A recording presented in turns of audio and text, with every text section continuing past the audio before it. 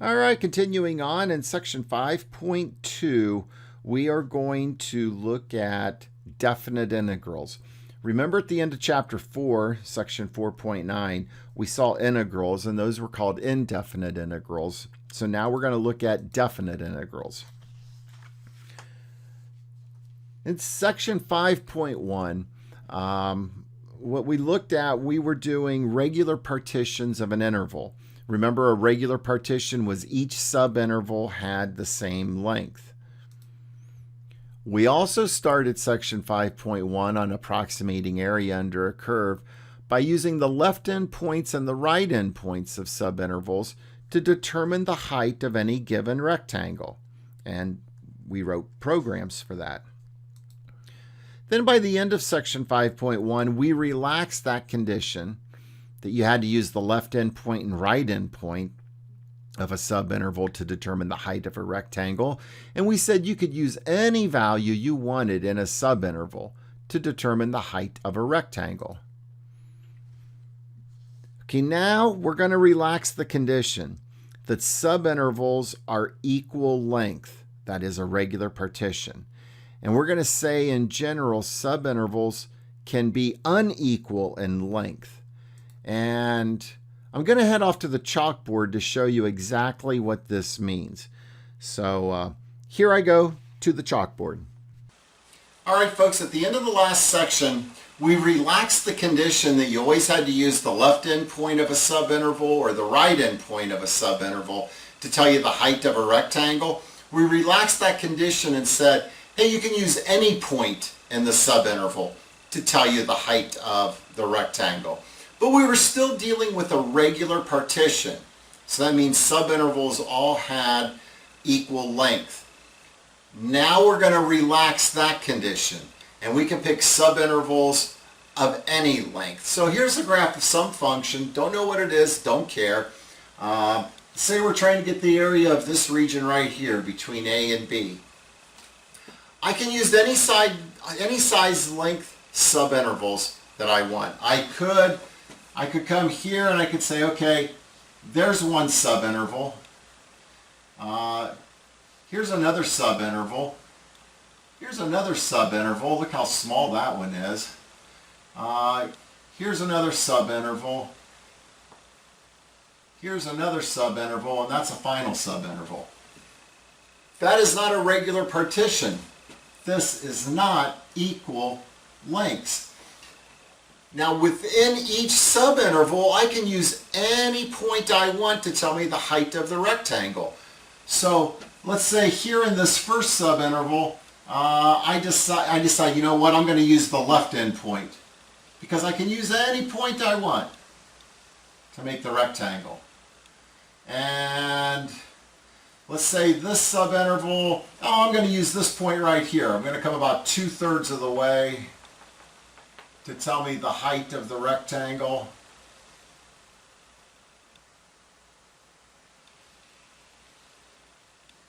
All right, and let's say this real small subinterval here, you know, I'm deciding I'm going to use, this one I'm going to use the right endpoint.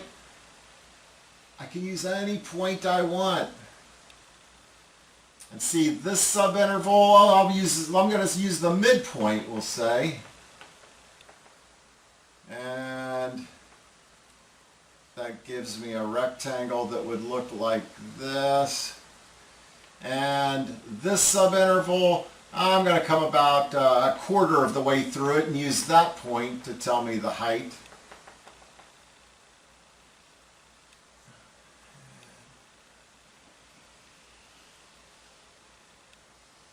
And this final subinterval, you know what? I'm going to use the midpoint again.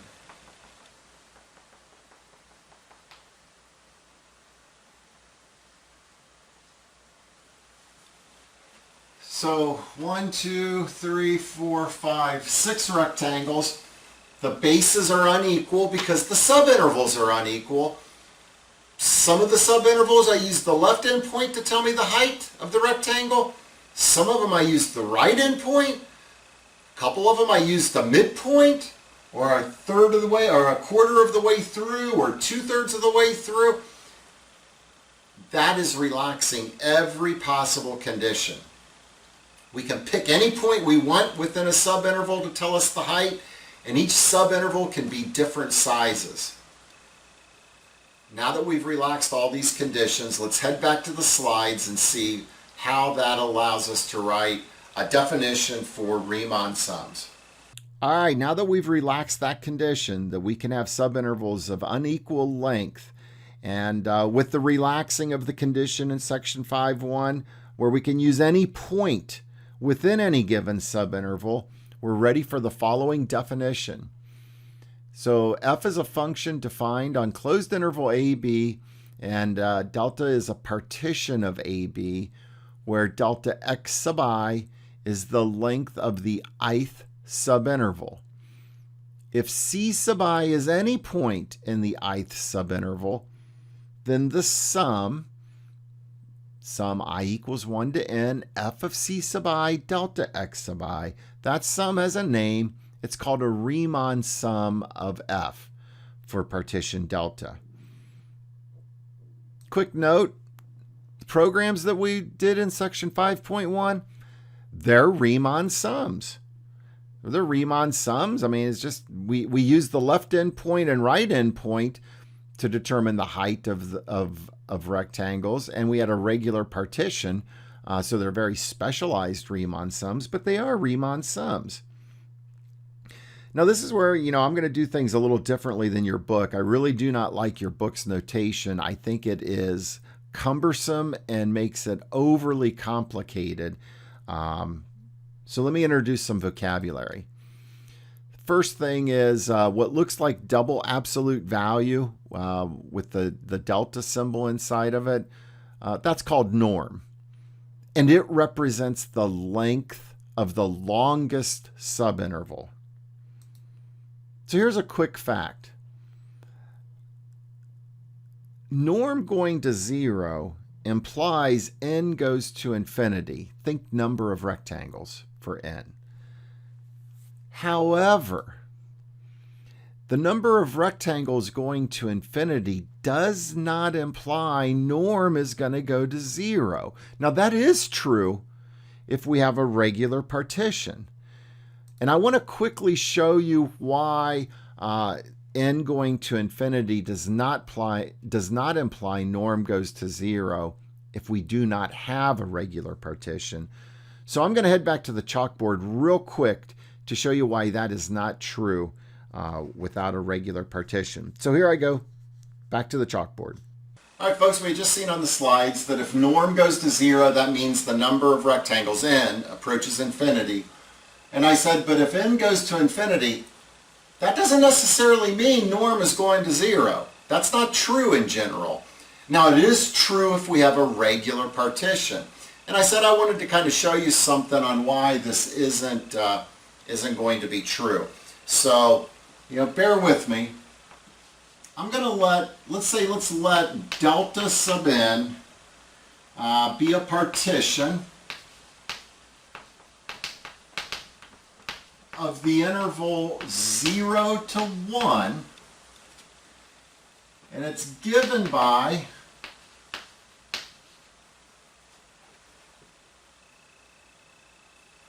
so here it is. I'm going to write down a bunch of inequalities. 0 is less than 1 over 2 to the n, is less than 1 over to the 2n minus 1, is less than a whole bunch of them in there, is less than 1/8, is less than 1/4, is less than 1/2, is less than 1. So now what does that partition look like on the number line? Well, here's 0, and here's 1. So that partition is saying, all right, come here to about 1/2. So there, that's part of the partition. And now find 1/4, and then 1/8, and then 1/16, and then 1 over 32, and then 1 over 64, etc., etc., etc. I can't put any more of those in there. Remember, norm is the length of the longest subinterval. So for this partition, clearly the length of the longest subinterval is this subinterval, 1/2 to 1. So here, norm is 1/2. By letting n go to infinity, you keep like 1/32, 1 over 64, 1 over 128, 1 over 256, 1 over 512. No matter how many hash marks you put in here, you just keep going and going and going and going. N is going to infinity. Norm is not going to approach 0. In fact, if you let n go to infinity for this partition, it doesn't make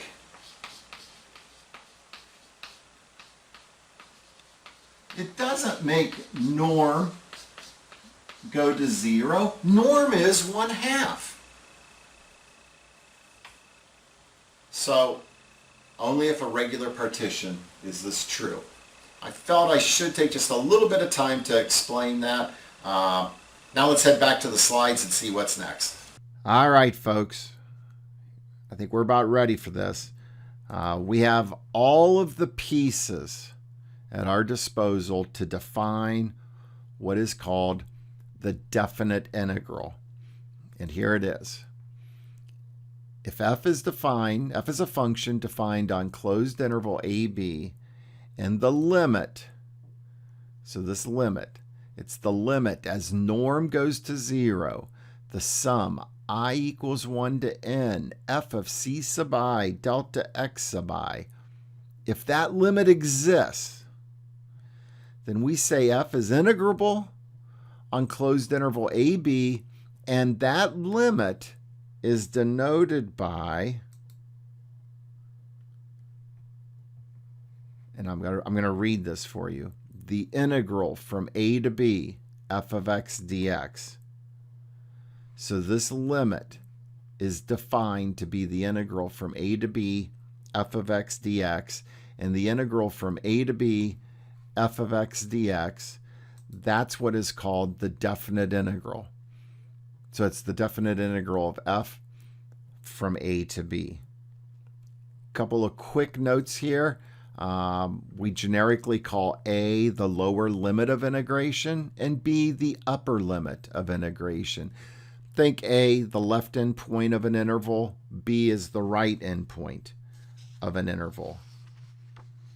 Now I do have, and it's going to be on the next slide, 5 notes on this definition, specific notes on the definite integral. So here's the first one. The definite integral is a limit of a sum. While I would like you to really remember that the definite integral from a to b f of x dx is the limit as norm goes to 0, the sum of I equals 1 to n, f of c sub I, delta x sub I. Well, I'd really like you to know that. I will be ecstatic if you just remember the definite integral is a limit of a sum. A limit of a sum. Okay, let's look at the difference between the indefinite integral of f of x dx versus the definite integral from a to b, f of x dx. Remember in section 4.9, we saw the indefinite integral, f of x dx, that produced a family of functions, like a big f of x plus c. The definite integral, most of the time it's going to produce for us a number. So that's the big difference between the two. Notice that the variable of integration agrees with the integrand for now. And when I say the variable of integration, I'm talking about the dx. The dx matches the integrand. Integrand is f of x. And I say, for now, In Calc 3, that can be a little different. But we're not in Calculus 3 yet, so let's just focus on what we're doing now. The fourth note I have, I always tended to think that dx is the width. It's kind of representing the width of an infinitesimally thin rectangle, a really, really, really thin rectangle. F of x is giving the height of the rectangle. So f of x dx is giving the area of that rectangle. Some people call that element of area. And then we add up all of those areas, all of those rectangular areas, we add them all up from a to b, and that's what gives rise to the definite integral from a to b f of x dx. Adding them all up, we're finding a limit of a sum. So that goes back to number 1, limit of a sum. And my fifth note, it's this process that I want. We're going to see this many times over throughout calculus. This process, we have a region, so we had a region under a curve, and we slice it into smaller parts. Add them all up and take the limit. That's the limit of a sum. So that thought process of slicing something up into smaller pieces, adding them all up, that's a limit of a sum. It gives rise to a definite integral, because a definite integral is a limit of a sum. That thought process is used often throughout the calculus sequence. And whenever it arises going forward, you're going to hear me stress it over and over again.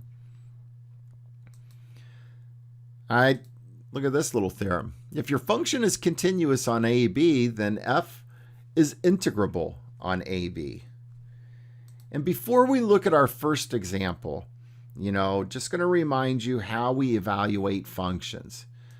So if you have the function f of x equals 7x cubed plus 2x minus 1, f of c sub I would be 7 times c sub I cubed plus 2c sub I minus 1.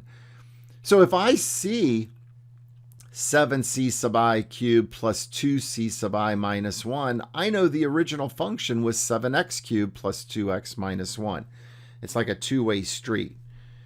And I'm mentioning that because in this example, we're going to express the limit as norm goes to 0, the sum I equals 1 to n of the quantity 5c sub I plus 3 delta x sub I on the closed interval negative 1, 5. We're going to express all of that as a definite integral. So I am going to head off to the board to do this example, write it down. It's a pretty friendly example. But here I go to the chalkboard. All right, folks, we've seen a pretty big important definition, the definition of a definite integral. And the definite integral is defined to be the limit as norm approaches 0, the sum I equals 1 to n, f of c sub I delta x sub I. And remember I said it would be great if you remembered that definition, but if at a bare minimum you just remember limit of a sum, I will be happy.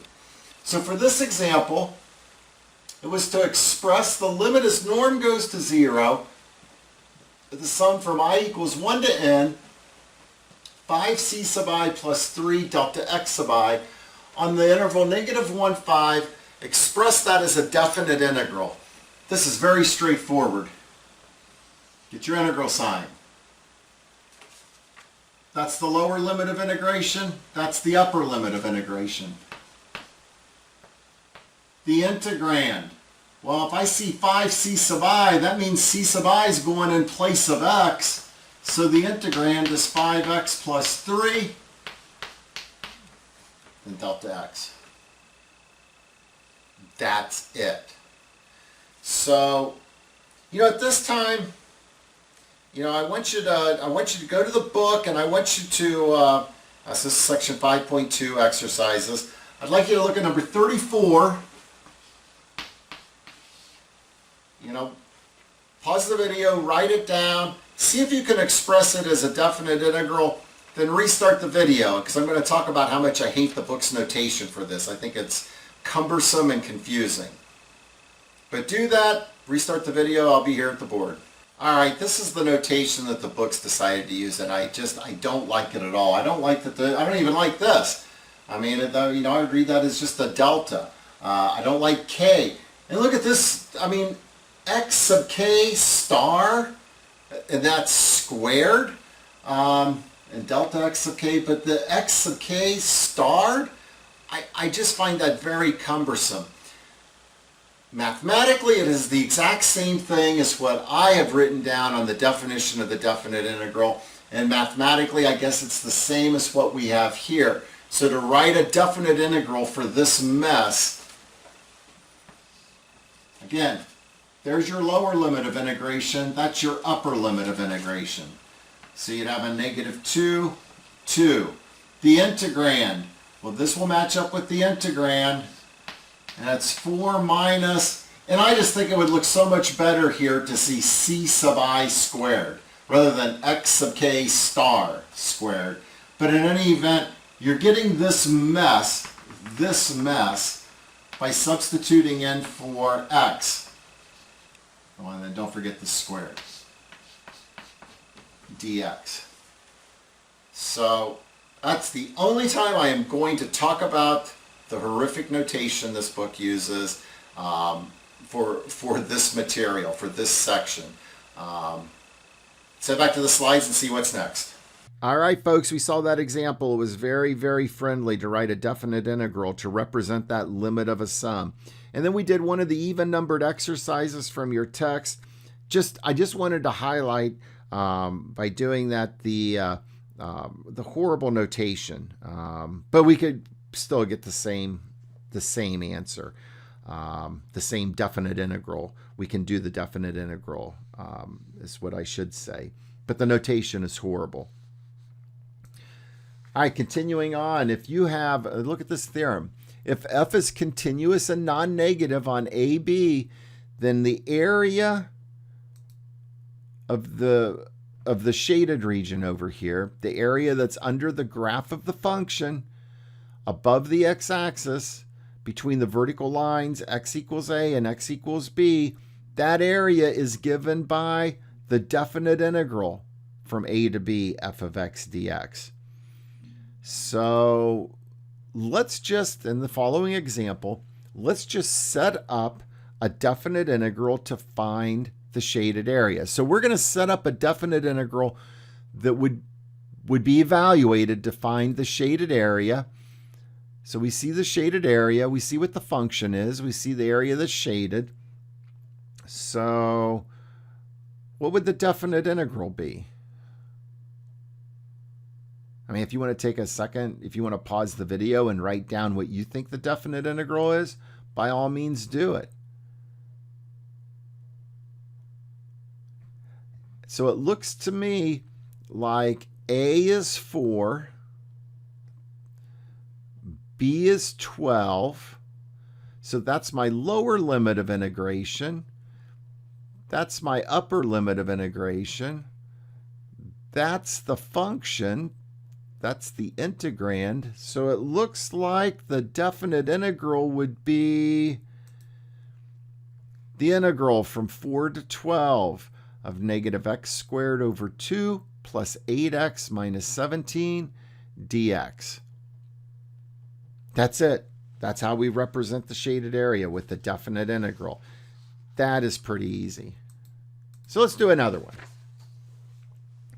Set up a definite integral to find the shaded area. Okay, here the function is tangent x, and it looks like the region is shaded from 0 to pi over 4. Now this one I am going to ask you to do.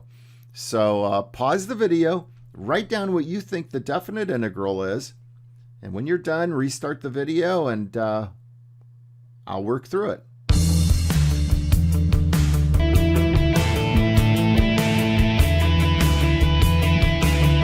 All right, so it looks like my a is 0, b is pi over 4.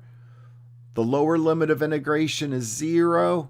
The upper limit of integration is pi over 4. The function is tangent x, so that would be my integrand. So that's what I have as the definite integral that represents that shaded region.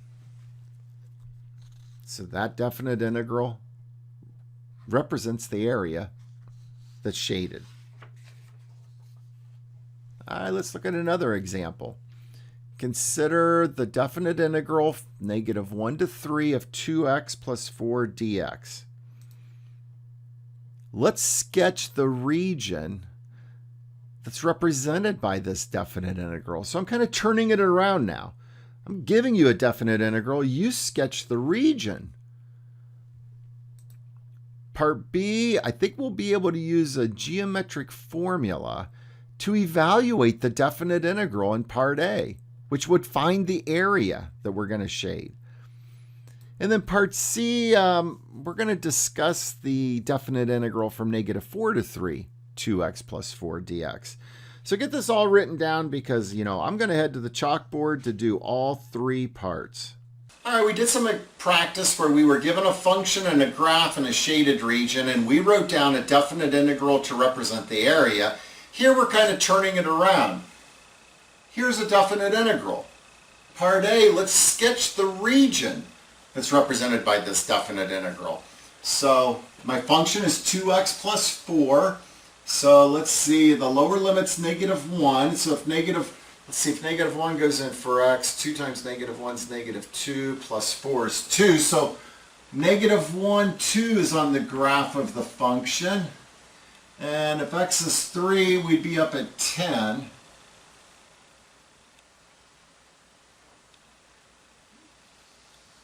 So I'm going to do a more complete graph, actually.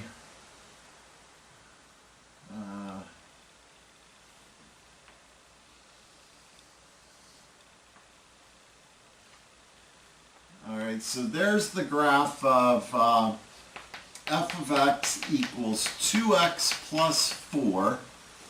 So sketch the region, okay, so from negative 1 to 3, so here's negative 1,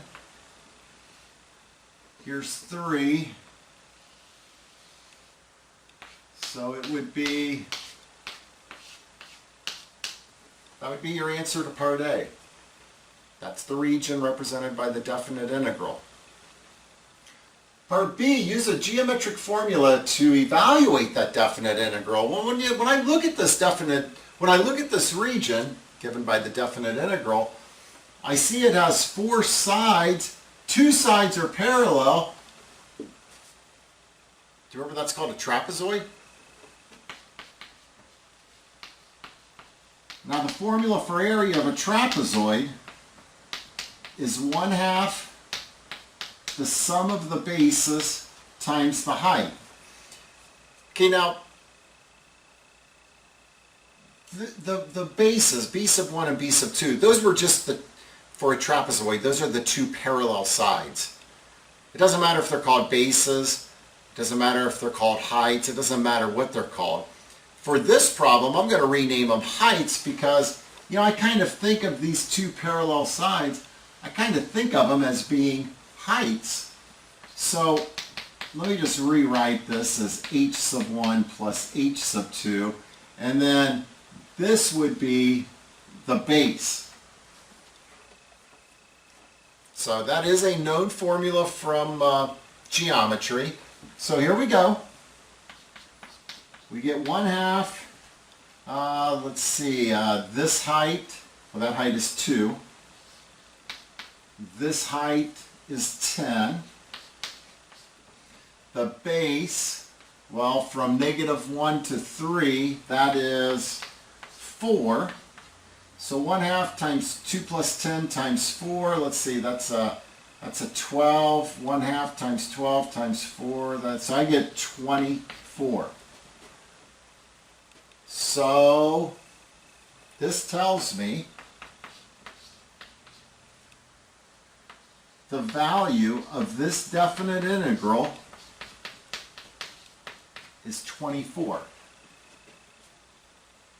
And then part C, I said, hey, let's discuss this definite integral, negative 4 to 3, 2x plus 4. So here's the deal. If I come over to -4, that puts me right here. This little piece right here. If I were to, try to evaluate this, and I'll know how to do that in the next section, I'm going to get a number that's going to be a little bit smaller than 24. And that's because this piece here that's below the x-axis would kind of be at like a little negative component because it's below the x-axis. If I wanted to find this area plus this area, if I wanted to find this area plus this area, I would have to talk about finding area between two curves. I mean, there's a way to do it right now. I don't want to complicate things. I'm going to wait until we learn about area between two curves. Then it's very easy. So it's not going to complicate it. So I just wanted to kind of point that out to you, that when you get a region that's below the x-axis, it could have a negative sign attached to it because it's below the x-axis. And we'll address that more easily when we talk about area between curves. All right, let's head back to the slides and see what our next topic is. All right, folks, here are some properties of definite integrals, and I'm going to say they're basically the same as indefinite integrals.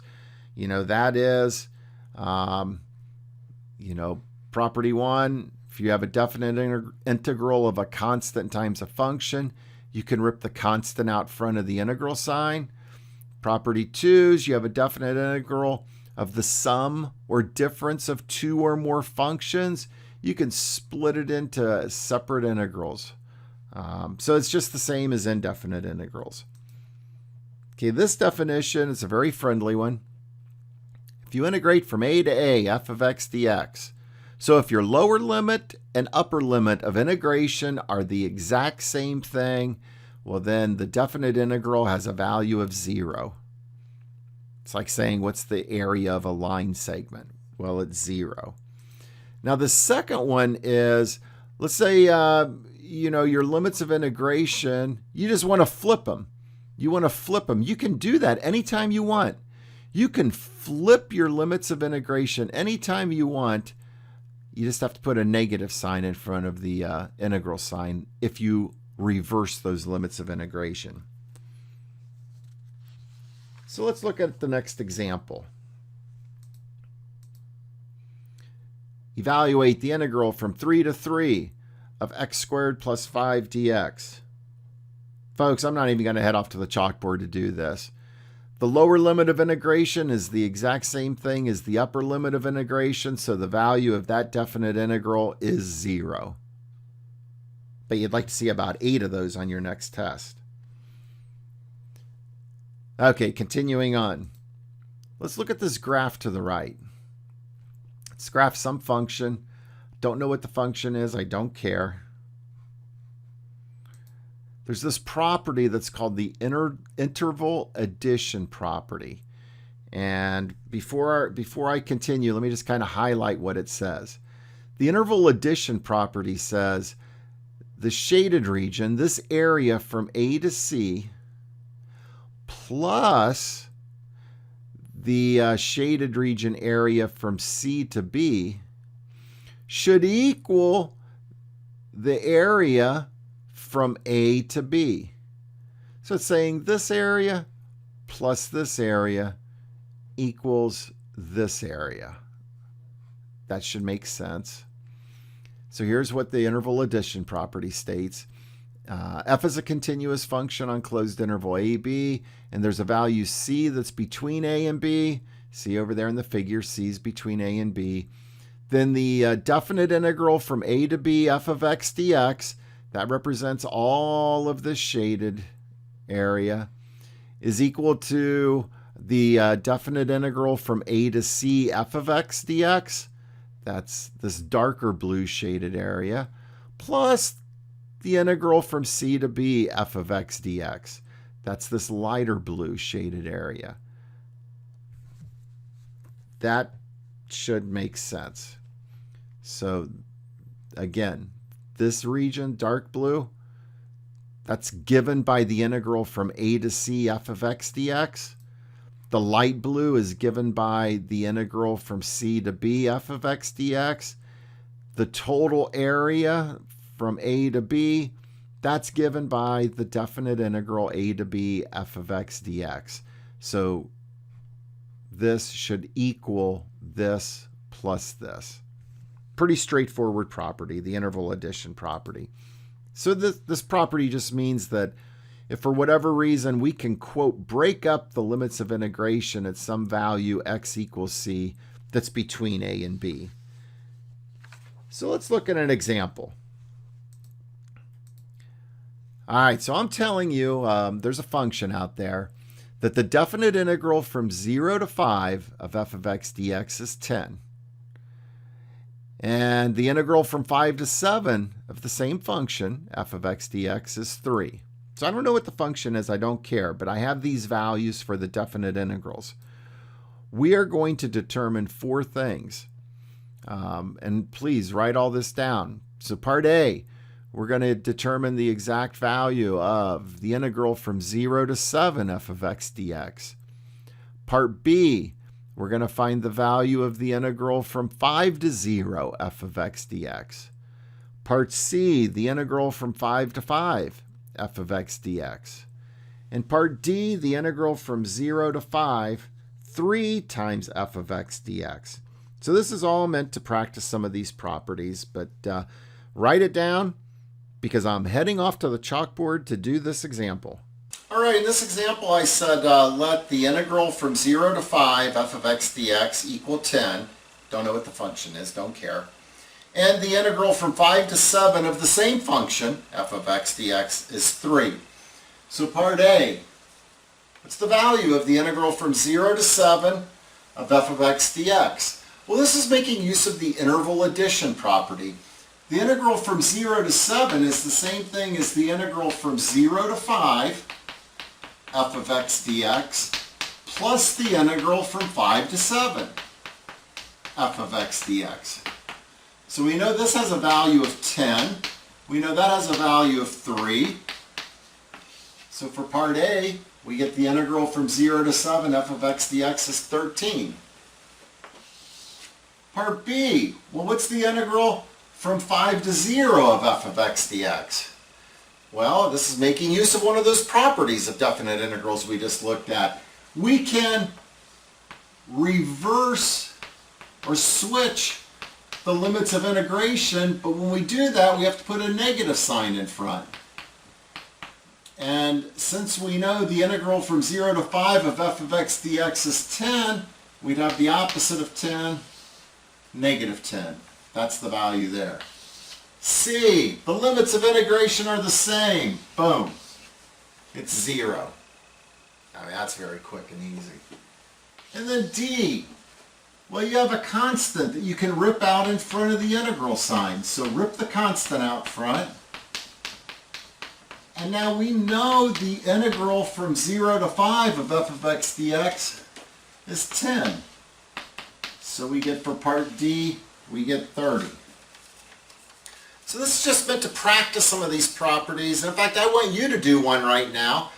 So in the section 5.2 exercises, I would like you to try number 50. So pause the video, go to the 5.2 exercises, do number 50, and when you're done, I'll be here at the board working through it to make sure you have the correct answers. All right, folks, in number 4, you were given the integral from 1 to 4 of f of x dx is 8. And the integral from 1 to 6 f of x dx is 5. So part A, what's the integral from 1 to 4? Negative 3 times f of x dx. So you could rip the negative 3 out front. And you know the integral from 1 to 4 f of x dx is 8. So negative 3 times 8, negative 24. Hopefully you got that. So then in part B, similarly, we can rip the 3 out front, and this is then 3 times 8, which is positive 24. All right, C is a little trickier. C, I see C. Well, first thing I would do in C is I would reverse the limits of integration. So I'm going to rewrite this. It's the integral 4 to 6, 12 f of x dx. And you remember you have to put a negative sign in front. When you switch the limits of integration, you have to put a negative sign in front. Now I can rip the 12 out front. And here's the issue. What's the integral from 4 to 6 of f of x dx? Well, I have to use the interval addition property. So let me try to write that right in here.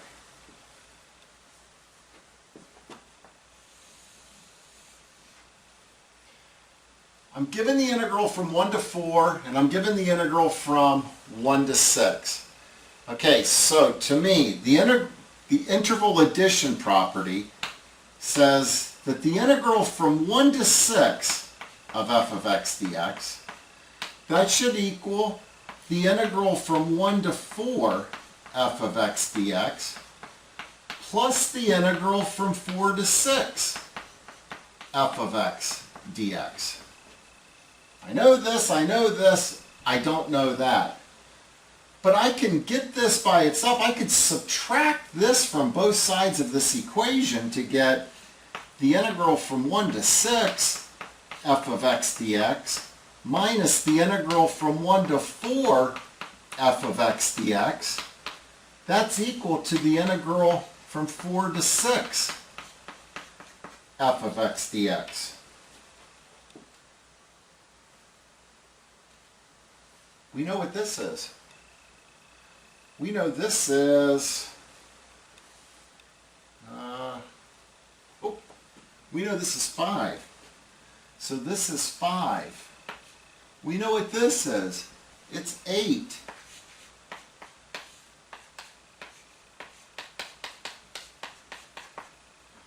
So it looks to me like the integral from 4 to 6 f of x dx is 5 minus 8, or negative 3. So this is a negative 12, and we just determined this has a value of negative 3. So part C is 36. And then part D,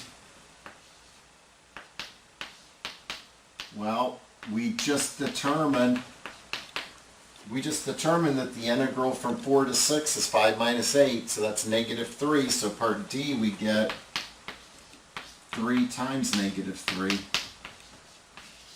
which is negative 9. So number 50 required us to kind of, massage the interval addition property just a little bit. All right, folks, that's it in section 5.2. So head off, do all the exercises in section 5.2. Thanks for watching.